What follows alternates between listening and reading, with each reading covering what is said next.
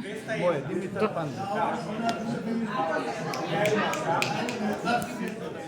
Еден краток осврт околу вечерашниот настани. Значи, денес во Делчево, во рамките на манифестацијата Јаков од Камена река, ја промовирасме книгата на Бранислав Светозаревич и Драган Јаќовски, писма на Љубомир Милетич до Афанасиј Матвеевич Селишчев.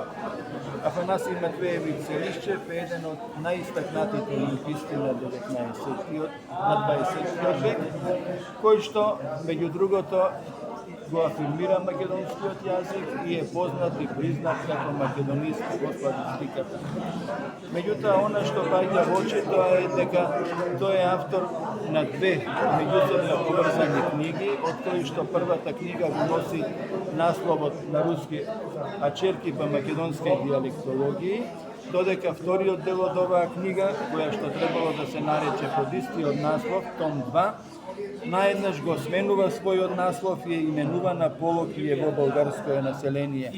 Всушност, ова е основната тема во оваа книга, како се случило вториот дел на книгата Ачерки по македонски диалектологии, одеднаш да го смени насловот и да добие сосема политичка конотација. Причината за тоа е во писмата на Љубомир Милетич до Афанасиј Матвеевич Селишчев, кој во тоа време во Советскиот сојуз не можел да објавува книги од областа на славистиката.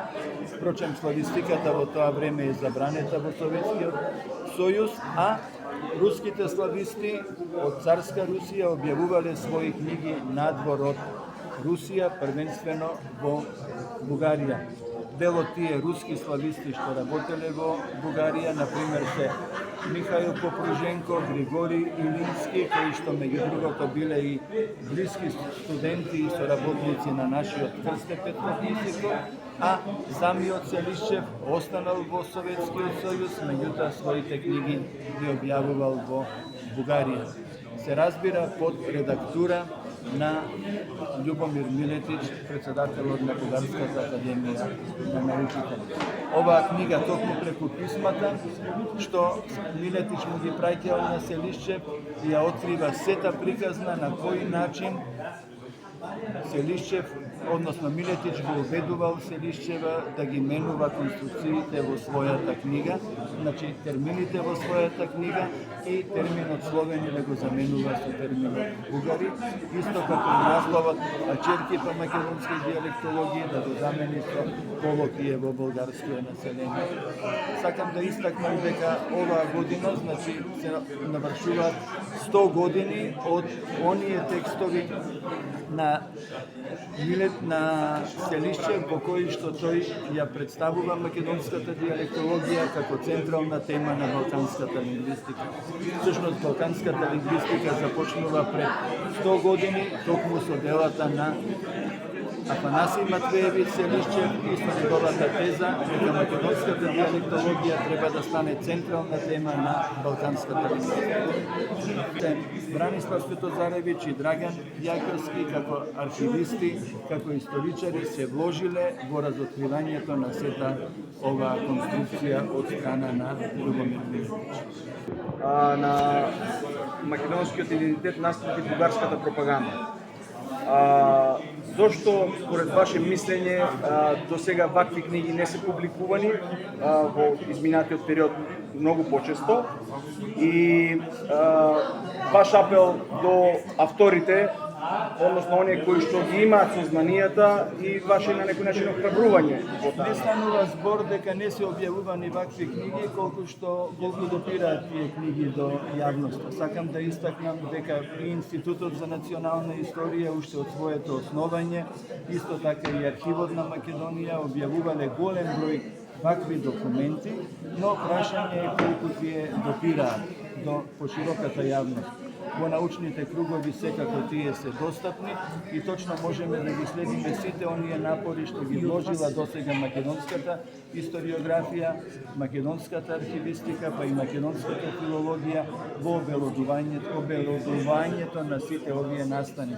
Тука во прв ред треба да ги имаме и заслугите на Каралампије Поленаковиќ, на Блаже Конески, на Гане Тодоровски, на Блаже Ристоски, на Љубен Лапе, понатаму на на Полјански, Христо Андонов Полјански, кои што долго време работеле по различни странски институции, да ги имаме предвид и заложбите на Божидар Настев, кој што исто така работел по француските архиви, на голем број историчари кои што се вложиле во основањето на катедрата за историја и кои што со своите дела всушност ја разоткривале сета вистина за Македонија.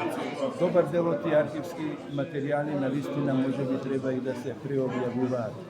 Ова е еден, би рекле, силен потек и на Светозаревич и Јакјовски, оваа книга да најде место во пошироката македонска јавност. Јас знам да имам.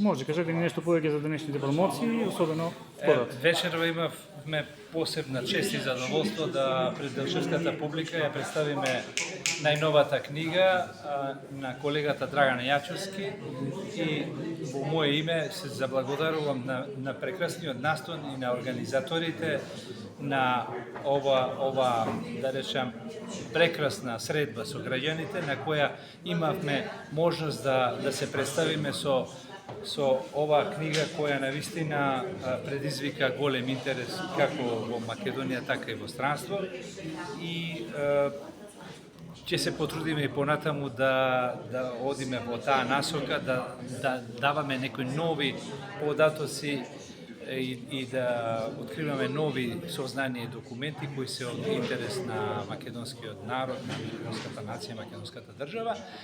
И морам да особено да се заблагодарам и на гимназијата која во Делчево, каде што одржав еден историски час пред учениците. Тоа некако ми остави многу силен впечаток. Децата беа прекрасни, читаа дел од документите, така што мислам дека овој ден за мене лично, а верувам и за сите кои учествува денеска, ќе биде незаборавен. Кажете ми, имате одредено искуство на соработка со македонската диаспора, луѓе од македонската диаспора и во Европа, па и во Соединените Американски држави. На кој начин тие дали има подготвеност за да помагаат вакви дела во смисла на финансирање и па и морална поддршка на некој начин, за тоа што гледаме дека во Македонија некако многу малку на вакви дела им се овозможува поддршка финансиска. Да, овој пат благодарејќи на Државниот архив навистина имаме можност да издадеме оваа книга, но во принцип соработката со диаспората е се поактивна и се плодотворна, не само што помагаат на најразлични начини од финансирање и од, да речеме, дистрибуирање на книгата, затоа што ние таму каде што ја донираме книгата по универзитетите низ Европа и низ светот, тие ни помагаат и околу тоа. Туку ние сме многу често сега и присутни таму, интересот е огромен и потоа помагаат во преводите.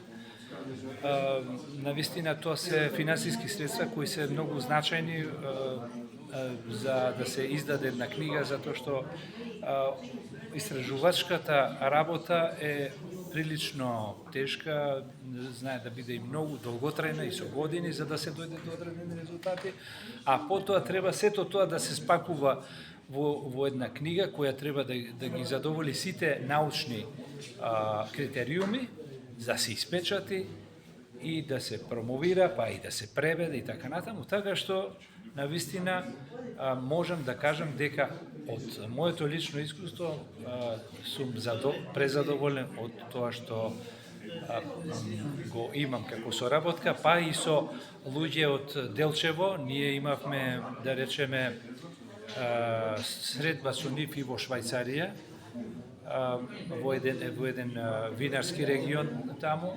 Имавме со некој од Делчево средба и во Канели, во Италија.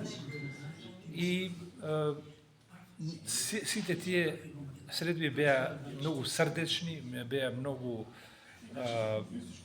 незаборавни и ние сме непрекидно сега во комуникација со нив, така што најверојатно оваа книга и следната што треба да излезе ќе биде промовирана таму.